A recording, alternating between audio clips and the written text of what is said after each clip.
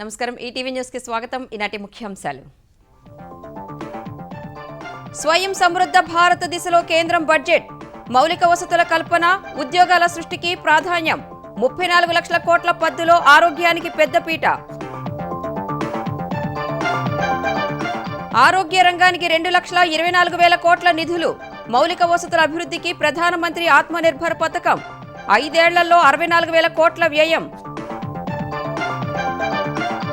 సాగు రంగంలో వసతుల కల్పనకు అగ్రిసెస్ పెట్రోల్ డీజిల్ మరిన్ని వస్తువులపై విధింపు సుంకాలు తగ్గించినందున ధరలు పెరగబోవన్న కేంద్రం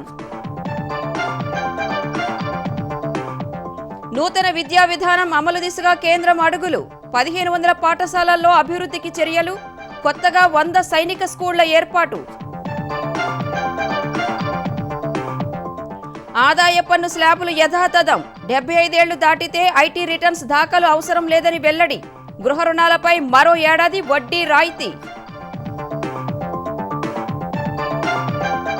కేంద్ర బడ్జెట్పై స్టాక్ మార్కెట్లలో సానుకూల పవనాలు ఒక్కరోజే 2,315 పాయింట్లు ఎగబాకిన సెన్సెక్స్ 647 పాయింట్లు పెరిగిన నిఫ్టీ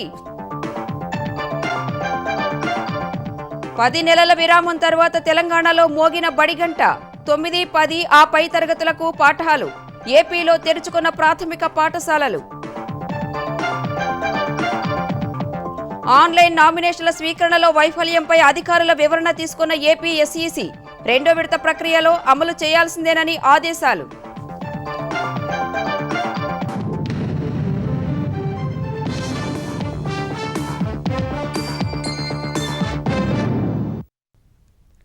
అగ్రరాజ్యాలకు ధీటుగా ఎదగడంతో పాటు స్వయం సమృద్ధ భారతావని లక్ష్యానికి కేంద్రం మరిన్ని బాటలు వేసింది.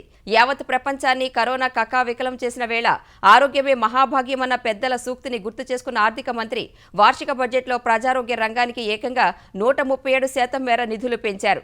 మెజార్టీ ప్రజలు నమ్ముకున్న వ్యవసాయ రంగానికి దన్నుగా నిలిచేందుకు 10% అదనంగా 16,50,00,000 కోట్ల రూపాయల రుణాలు ప్రతిపాదించారు. వ్యవసాయ రంగంలో మౌలిక వసతులు పెంచడం సహా సంపద సృష్టిపైన దృష్టి సారించిన మంత్రి అగ్రిసెస్ ను కొత్తగా విధించారు. దిగుమతి వస్తువులు సహా పత్తి నుంచి ఎలక్ట్రానిక్స్ గూడ్స్ వరకు పలు వస్తువులపై పన్ను మోపారు. వినియోగదారులపై మాత్రం ఆ భారం పడకుండా దిగుమతి సుంకాన్ని తగ్గించారు. పెద్ద ఎత్తున మౌలిక వసతుల కల్పన ఉద్యోగాల సృష్టికి కేటాయింపులు పెంచారు.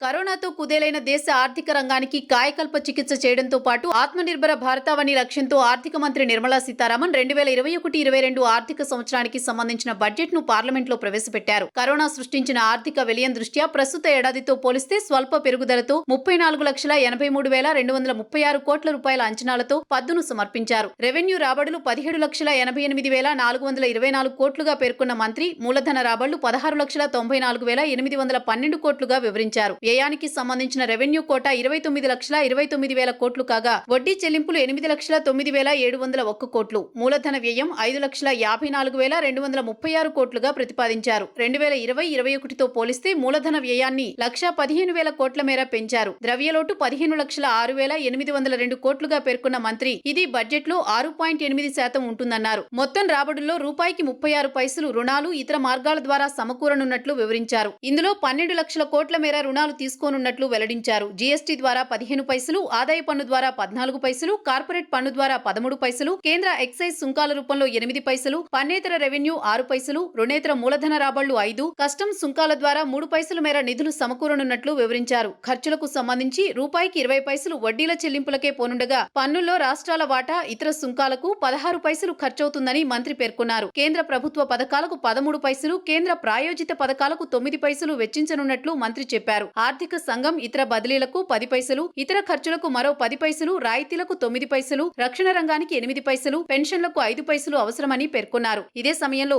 అగ్రరాజ్యాలతో పోటీపడి స్వయం సమృద్ధ భారతావని లక్ష్యాన్ని సాధించేందుకు బడ్జెట్లో కీలక సూత్రాలను పేర్కొన్నారు. 6 మూల స్తంభాలైన ఆరోగ్యం, సమ్మిళిత అభివృద్ధి, మూలధన పునరుత్తేజం, పరిశోధన, కనిష్ట ప్రభుత్వం, గరిష్ట పాలనకు పెద్దపీట వేశారు.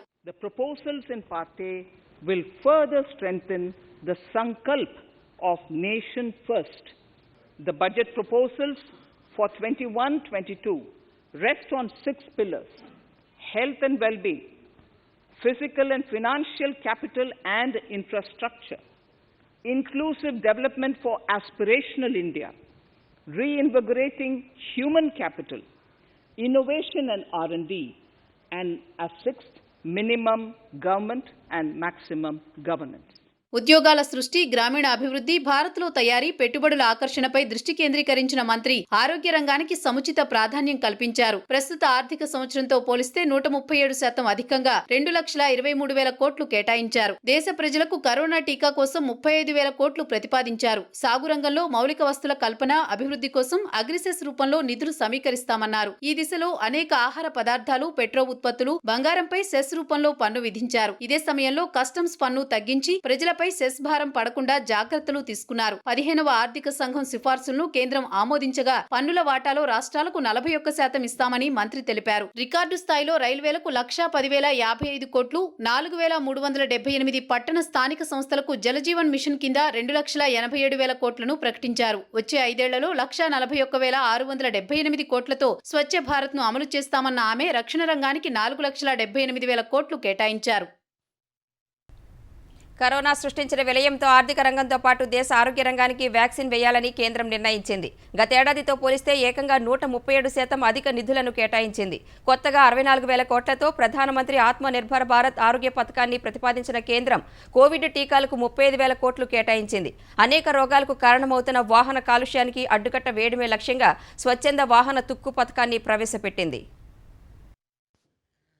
కరోనా మహమ్మారితో అనేక ఇబ్బందులు ఎదుర్కొంటున్న వేళ దేశ ఆరోగ్య రంగానికి కాయకల్ప చికిత్స చేసే దిశలో కేంద్రం అడుగులు వేసింది. ఈ మేరకు గతంతో పోలిస్తే 137% అధికంగా నిధులు కేటాయిస్తూ 2021-22 బడ్జెట్లో ప్రతిపాదనలు చేసింది. 2020-21 బడ్జెట్లో 94,452 కోట్లు కేటాయించిన కేంద్రం ఈసారి ఏకంగా 2,24,000 కోట్లకు పెంచింది. దేశవ్యాప్తంగా వివిధ స్థాయిల్లోని ఆసుపత్రుల్లో మెరుగైన సౌకర్యాల కల్పన సహా కొత్త వాటిని ఏర్పాటు చేసే లక్ష్యంతో కొత్తగా ప్రధానమంత్రి ఆత్మ నిర్భర్ ఆరోగ్య పథకాన్ని ఆర్థిక మంత్రి నిర్మలా సీతారామన్ ప్రకటించారు. ఇప్పటికే అమల్లో ఉన్న జాతీయ ఆరోగ్య మిషన్ కు ఇది అదనమని చెప్పిన మంత్రి కొత్త పథకంలో భాగంగా 4 ప్రాంతీయ వైరాలజీ ల్యాబ్లు, 9 బయోసేఫ్టీ లెవెల్ 3 ల్యాబ్లు, ప్రపంచ ఆరోగ్య సంస్థ దక్షిణాసియా ప్రాంతీయ పరిశోధనా సంస్థను నెలకొల్పనున్నట్లు తెలిపారు. ఇందుకోసం వచ్చే 6 ఏళ్లలో 64,180 కోట్లు ఖర్చు చేస్తామని తెలిపారు. కొత్త రకం వ్యాధుల గుర్తింపు, నివారణకు ప్రస్తుత జాతీయ వైద్య సంస్థలను బలోపేతం చేయడమే కాకుండా కొత్త సంస్థలు ఏర్పాటు చేస్తామని తెలిపారు. అన్ని జిల్లాల్లో సమీకృత ఆరోగ్య పరీక్షా కేంద్రాలు, 11 రాష్ట్రాల్లో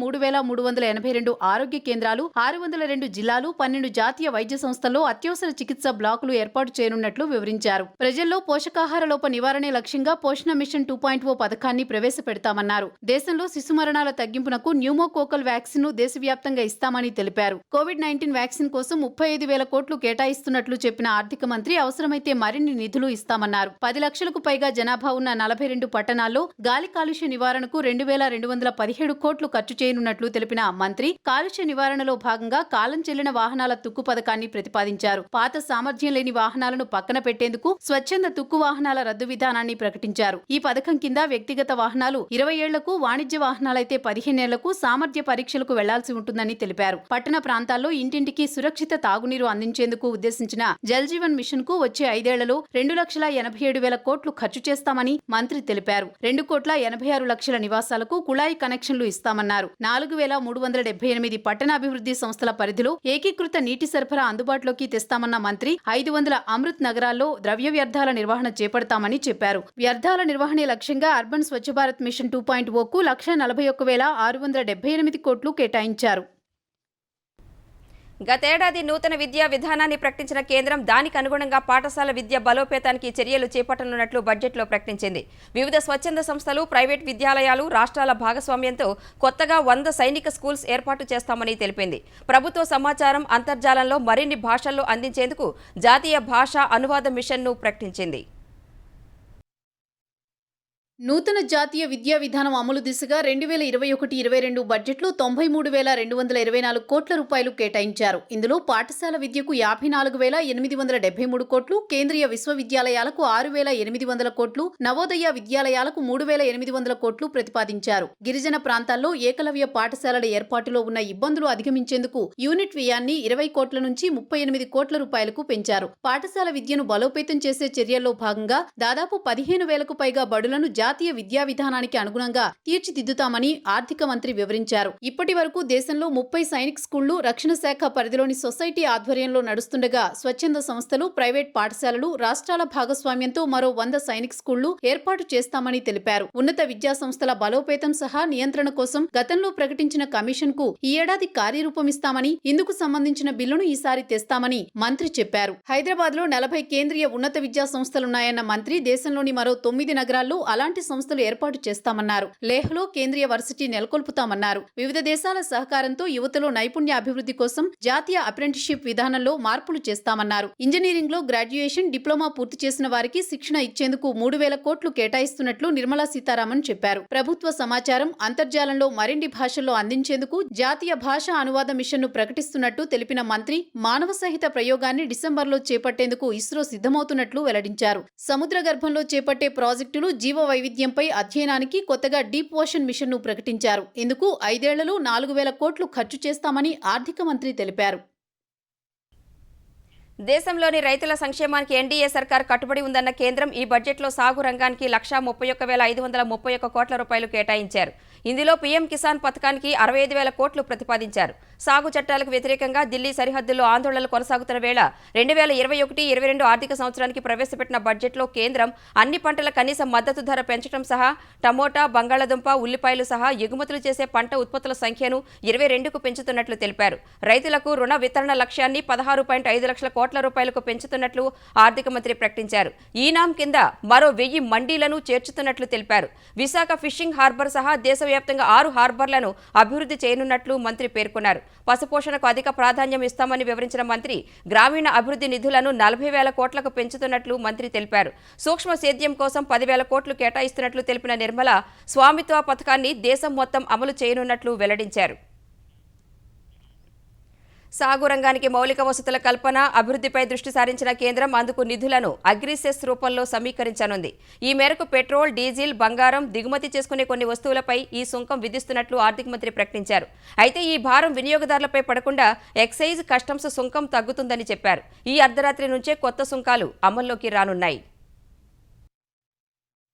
సాగు రంగంలో మౌలిక వస్తువుల కల్పన, అభివృద్ధి కోసం బడ్జెట్లో ప్రత్యేక సెస్ ప్రతిపాదించిన ఆర్థిక మంత్రి నిర్మలా సీతారామన్ ఈ అర్ధరాత్రి నుంచి అది అమల్లోకి వస్తుందని తెలిపారు. బంగారం, వెండి సహా అనేక లోహాలపై దిగుమతి, ఎక్సైజ్ సుంకాలను తగ్గించిన నిర్మల వాటిపై అగ్రిసెస్ ను 2.5% విధించారు. బంగారం, వెండిపై ఇప్పటి వరకు 12.5% ఎక్సైజ్ సుంకం విధిస్తుండగా దాన్ని 5% మేర తగ్గించిన మంత్రి అగ్రిసెస్ 2.5% మేర విధించారు. బంగారు కడ్డీలపై ఉన్న 11.85% సుంకాలని 6.9%కి, వెండి కడ్డీలపై సుంకాన్ని 11% నుంచి 6.1%కి తగ్గించారు. ప్లాటినంపై 2.5% తగ్గించిన నిర్మల బంగారు, వెండి ఆభరణాలపై ఉన్న సుంకాన్ని 20 నుంచి 10%కి తగ్గించారు. ఖరీదైన మెటల్ కాయిన్స్ పై ఉన్న సుంకాన్ని కూడా 2.5% తగ్గించారు. వీటన్నింటిపై 2.5% అగ్రిసెస్ ఉంటుందని తెలిపారు. సెస్ పెంచినప్పటికీ వీటిలో అనేక వస్తువులపై దిగుమతి సుంకం తగ్గించడం వల్ల వినియోగదారులపై భారం పడకపోగా కొన్నింటి ధరలు దిగివస్తాయని వివరించారు. పెట్రోల్ పై 2.5 రూపాయల సెస్ ఉంటుందన్న మంత్రి, డీజిల్ పై అగ్రి సుంకం 4 రూపాయలుగా పేర్కొన్నారు. అయితే ఆ మేరకు ప్రాథమిక ఎక్సైజ్ సుంకంతో పాటు ప్రత్యేక అదనపు ఎక్సైజ్ సుంకాల్లో తగ్గుదల ఉంటుందని, ప్రజలపై భారం పడబోదని వివరించారు. పెట్రోల్ పై ₹40, డీజిల్ పై ₹80 మేర ప్రాథమిక ఎక్సైజ్ సుంకం పడనుండగా ప్రత్యేక అదనపు ఎక్సైజ్ సుంకం ₹11, ₹8గా ఉంటాయి. మద్యంపై 100% అగ్రిసెస్ పడనుంది. ముడి పామాయిల్ పై 17.5%, బొగ్గు, లిగ్నైట్, పీట్ పై 1.5% ఏఐడిసి ఉంటుంది. యూరియా సహా ఎరువులపై 5% అగ్రిసెస్ విధించిన కేంద్రం పత్తిపైన 5% వసూలు చేయనుంది. యాపిల్స్ పై 35% అగ్రిసెస్ పడగా కాబూలీ శనగలపై 30%, పచ్చి బఠానీపై 10%, శనగలపై 50% అగ్రి సుంకం విధించారు. మోసూర్ పప్పుపై 20% పన్ను పడనుంది. ఇంకొన్ని వస్తువులపై దిగుమతి సుంకం తగ్గించడం, పెంచడం ద్వారా వాటి ధరల్లోనూ మార్పులు చోటు చేసుకున్నాయి. విదేశాల నుంచి దిగుమతి చేసుకునే మొబైల్ ఫోన్లపై దిగుమతి సుంకం పెరగనుంది. మొబైల్ విడిభాగాలపై మాత్రం పన్ను మినహాయింపు ఇచ్చారు. చిన్న, మధ్య తరహా పరిశ్రమలు ఉత్పత్తి చేసే ఐరన్, స్టీల్ ఉత్పత్తులపై విధిస్తున్న కస్టమ్స్ సుంకంలో 7.5% తగ్గిస్తున్నట్లు మంత్రి ప్రకటించారు. రాగిపై పన్ను మినహాయింపులివ్వగా సోలార్ పరికరాలపై సుంకం విధింపుతో సోలార్ ఇన్వర్టర్ల ధరలు పెరగనున్నాయి. ఆటోమొబైల్ రంగంలో కస్టమ్ డ్యూటీ పెంచగా కార్ల విడిభాగాల ధరలు పెరగనున్నాయి. కాటన్ పై 5% అగ్రిసెస్ తో పాటు 10% కస్టమ్స్ సుంకాన్ని కూడా పెంచారు. ఈ క్రమంలో దిగుమతి చేసుకునే ప్రీమియం దుస్తుల ధరలు పెరగనున్నాయి. తోలు ఉత్పత్తుల ధరలు కూడా పెరగనున్నాయి. దేశంలో మౌలిక వసతుల కల్పనకు 2021-22 ఆర్థిక సంవత్సరంలో మూలధన వ్యయం 5.54 లక్షల కోట్లుగా ఉంటుందని ఆర్థిక మంత్రి నిర్మలా సీతారామన్ తెలిపారు. జాతీయ మౌలిక వసతుల కల్పన పైప్లైన్ కింద చేపట్టిన ప్రాజెక్టులకు అవసరమైన నిధుల సమీకరణకు ప్రత్యేక సంస్థ ఏర్పాటు చేసి వనరులను సమర్థంగా వినియోగించనున్నట్లు వివరించారు. విద్యుత్ సంస్కరణలతో పంపిణీ వ్యవస్థల గుత్తాధిపత్యం తగ్గించేందుకు నిర్ణయాత్మకంగా ముందుకు సాగుతున్నట్లు వివరించారు. పెట్టుబడుల ఉపసంహరణ లక్ష్యాన్ని 1,75,000 కోట్లుగా నిర్దేశించారు. భారత్ లక్ష్యంగా పెట్టుకున్న 5 లక్షల కోట్ల డాలర్ల ఆర్థిక వ్యవస్థగా రూపాంతరం చెందేందుకు అనేక చర్యలు తీసుకుంటున్నట్లు నిర్మలా సీతారామన్ తెలిపారు. తయారీ పరిశ్రమ ప్రపంచ సరఫరా వ్యవస్థలో భాగం కావాల్సి ఉందన్న ఆర్థిక మంత్రి ఆత్మనిర్భర్ భారత్ లో భాగంగా 13 రంగాలకు PLI విధానాలు ప్రకటించినట్టు చెప్పారు. ఇందుకు వచ్చే 5 ఏళ్లలో 1.97 లక్షల కోట్ల రూపాయలు వ్యయం చేయనున్నట్లు ప్రకటించారు. ఇది దేశంలో ఉద్యోగ ఉపాధి అవకాశాలు పెరగడానికి దోహదం చేస్తుందన్న మంత్రి టెక్స్టైల్ రంగంలోకి అంతర్జాతీయ పెట్టుబడులు, భారీగా ఉద్యోగాల కల్పనే లక్ష్యంగా ప్రపంచ స్థాయి వసతులతో మెగా టెక్స్టైల్ పార్కులు ఏర్పాటు చేయనున్నట్లు వివరించారు. 2019లో ప్రకటించిన జాతీయ మౌలిక వసతుల కల్పన విభాగం NIP కింద చేపట్టే ప్రాజెక్టులను 7,400కు పెంచుతున్నట్లు మంత్రి తెలిపారు. ఇందులో 1.10 లక్షల కోట్ల విలువైన 270 ప్రాజెక్టులు పూర్తి చేసినట్లు వివరించారు. మిగిలిన వాటిని త్వరితగతిన పూర్తి చేసేందుకు నిధుల కొరత లేకుండా 20,000 కోట్ల మూలధనంతో ఆర్థికాభివృద్ధి సంస్థను ఏర్పాటు చేస్తామని తెలిపారు. వనరుల పర్యవేక్షణకు ఓ డాష్బోర్డు ఏర్పాటు చేసి పెట్టుబడిదారులకు అవగాహన కల్పిస్తామని వివరించారు. ఇక మౌలిక రంగానికి కీలకమైన విద్యుత్ రంగంలో 6 ఏళ్ల నుంచి అనేక సంస్కరణలు తేవడం ద్వారా 139 గిగావాట్ల అదనపు విద్యుత్పత్తి సాధించినట్టు మంత్రి చెప్పారు. దేశంలో చెట్టు చివరి ఇంటికి కూడా విద్యుత్ ఇచ్చినట్టు తెలిపారు. విద్యుత్ పంపిణీ సంస్థల గుత్తాధిపత్యం తగ్గించడం సహా వాటి మనుగడకు 3 లక్షల కోట్లకు పైగా నిధులతో కొత్త విధానం తెస్తామని ప్రకటించారు. ఈ విధానంలో విద్యుత్ వినియోగదారులకు ప్రత్యామ్నాయాలు చూపడం ద్వారా ఆరోగ్యకరమైన పోటీని పెంచుతామని తెలిపారు. సంప్రదాయేతర ఇంధనం వైపు దృష్టి పెట్టామన్న మంత్రి హరిత విద్యుదుత్పాదక వనరులకు సంబంధించి సమగ్ర హైడ్రోజన్ ఇంధన విధానాన్ని తేనున్నట్టు తెలిపారు. ఉపరితల రవాణా, రైల్వేల్లో మౌలిక వసతుల కల్పనకు బడ్జెట్లో పెద్దపీట వేసిన ఆర్థిక మంత్రి భారత్మాల, సాగర్మాల ప్రాజెక్టులకు రికార్డు స్థాయిలో నిధులు కేటాయించారు. ఉపరితల రవాణా శాఖకు 1,18,101 కోట్లు ప్రతిపాదించిన మంత్రి ఇందులో 1,08,230 కోట్లు మూలధన నిధులు ఉంటాయని చెప్పారు. త్వరలో ఎన్నికలు జరగనున్న తమిళనాడు, కేరళ, పశ్చిమ బంగాల్, అస్సోంలో పెద్ద ఎత్తున ఆర్థిక కారిడార్ల అభివృద్ధికి ప్రతిపాదనలు చేశారు. దేశంలోని పలు ప్రధాన మార్గాలలో ఎక్స్ప్రెస్ వేల నిర్మాణం చేపట్టనున్నట్లు తెలిపారు. ఇందులో విశాఖపట్నం, రాయచూరు మధ్య 464 కిలోమీటర్ల ఎక్స్ప్రెస్ వేను వచ్చే ఆర్థిక సంవత్సరంలోనే ప్రారంభిస్తామని చెప్పారు. 4-6 వరుసల జాతీయ రహదారులపై అత్యాధునిక ట్రాఫిక్ నిర్వహణ వ్యవస్థలను ఏర్పాటు చేస్తామన్నారు. 2022 మార్చి నాటికి మొత్తం 11,000 కిలోమీటర్ల మేర జాతీయ రహదారుల అభివృద్ధిని పూర్తి చేస్తామని తెలిపారు. రైల్వేలకు 1,10,055 కోట్లు ప్రతిపాదించిన మంత్రి ఇందులో మూలధన వ్యయం 1,07,100 కోట్లు ఉంటాయని తెలిపారు. 2023 డిసెంబర్ నాటికి బ్రాడ్ గేజ్ మార్గాలను పూర్తిగా విద్యుదీకరిస్తామన్నారు. ఖరగ్పూర్ నుంచి విజయవాడ వరకు ఈస్ట్ కోస్ట్ కారిడార్ను చేపట్టనున్నట్లు తెలిపారు. దేశంలో మెట్రో రైల్ నెట్వర్క్ విస్తరణకు 18,000 కోట్లు కేటాయించారు. వ్యక్తిగత ఆదాయపు పన్ను చెల్లింపుదారులకు ఈసారి బడ్జెట్లో విత్త మంత్రి ఊరట కలిగించలేదు. స్లాబుల్లో ఎలాంటి మార్పులు చేయలేదు. అయితే పింఛన్, వడ్డీ ద్వారా ఆదాయం పొందుతున్న 75 ఏళ్లు దాటిన సీనియర్ సిటిజన్లకు IT రిటర్న్స్ దాఖలు నుంచి మినహాయింపునిచ్చారు. వడ్డీ చెల్లిస్తున్న బ్యాంకులే వారి తరపున వడ్డీ నుంచి పన్ను మినహాయించుకుంటాయని తెలిపారు.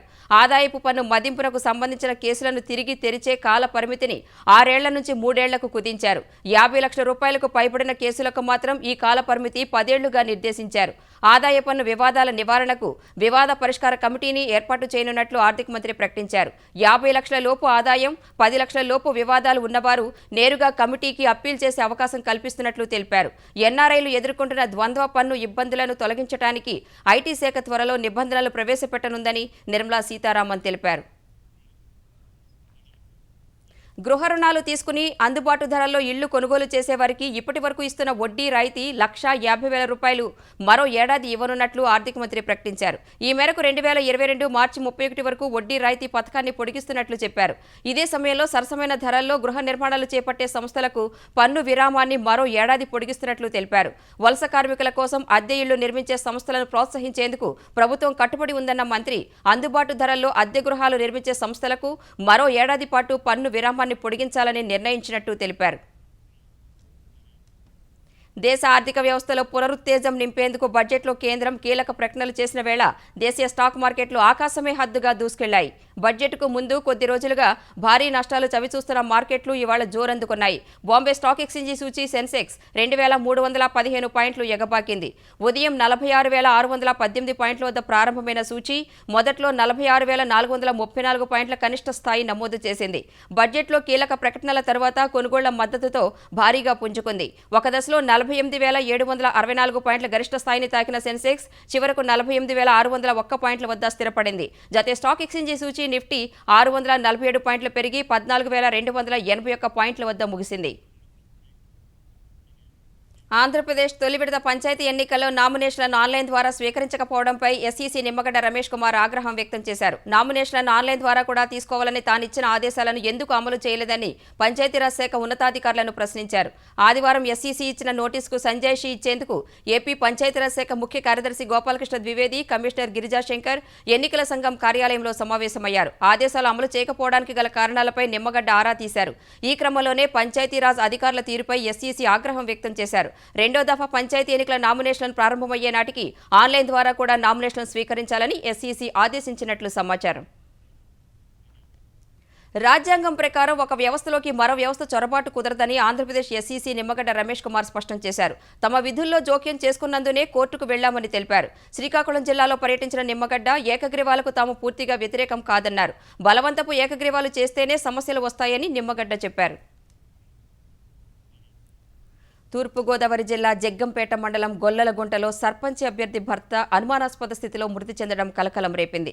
సర్పంచ్ అభ్యర్థి సబ్బిళ్ల పుష్పావతి భర్త శ్రీనివాసరెడ్డి పొలంలో చెట్టుకు వేలాడుతూ విగతజీవిగా కనిపించారు.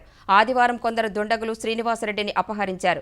అపహరించిన కాసేపటికే అటవీ ప్రాంతంలో కాళ్లు చేతులు కట్టి వదిలేయగా పశువుల కాపర్లు చూసి తన భర్తను కాపాడారని పుష్పావతి తెలిపారు. ఈ అంశంపై సబ్బిళ్ల శ్రీనివాసరెడ్డిని ఇవాళ పోలీసులు విచారించారు. గొల్లలగుంట సర్పంచ్ అభ్యర్థిగా పుష్పావతి ఆదివారం నామినేషన్ వేశారు.